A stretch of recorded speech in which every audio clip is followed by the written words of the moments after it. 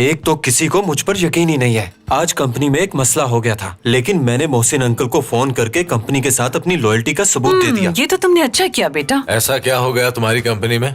कोई नुकसान तो नहीं हो गया?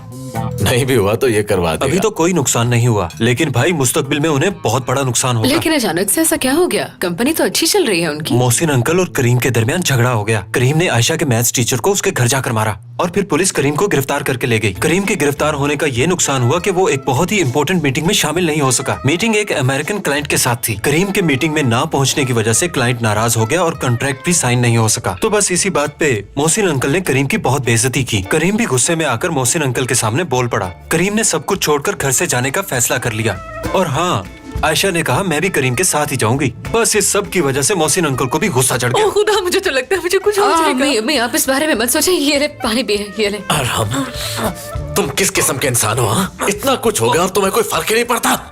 रज़ा छोड़ दे, क्या कर रहे हैं? बहू तुम मेरी फिक्र छोड़ो, पहले इन दोनों को छुड़ाओ। बाबा चाचू मर जाएंगे। रज़ा क्या कर रहे हैं आप? छोड़ दे उसे, वो मर जाएगा। भाई आपका छोड़ दे, रज़ा आपका भाई है वो, छोड़ दे। गुस्से को काबू करें। भाई मेरे मुंह में निवाला था, दम घुट जाता तो मर सकता था मैं। रिलैक्स हो जाए रज़ा, कुछ नहीं।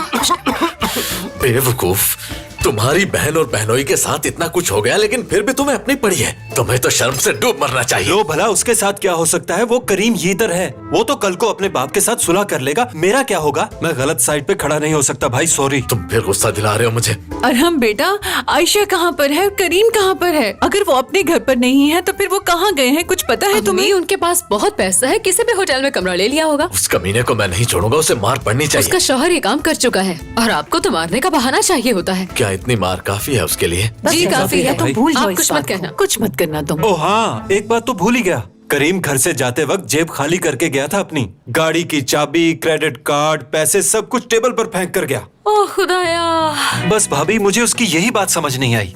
अगर इतनी दौलत को मैं ठुकराता तो फालिज हो जाता मुझे। ऐसा मुंह हो जाता। अल्लाह, उन दोनों को यहाँ आना चाहिए था।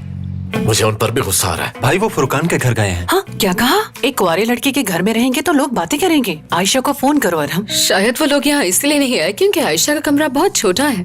वैसे हम उनको अपना कमरा भी दे सकते हैं, वो काफी बड़ा है और वो कंफर्टेबल भी रहेंगे। हाँ बिल्कुल, तुमने ये बात कह के मेरा दिल जीत लिया है बहू। चलो जाओ रज़ा, जल्दी से उन बच्चों को यहाँ लेकर आओ। ये भी तो उन्हीं का घर है। बच्चों को अंदाजा होना चाहिए कि वो यहाँ कभी भी आ सकते हैं।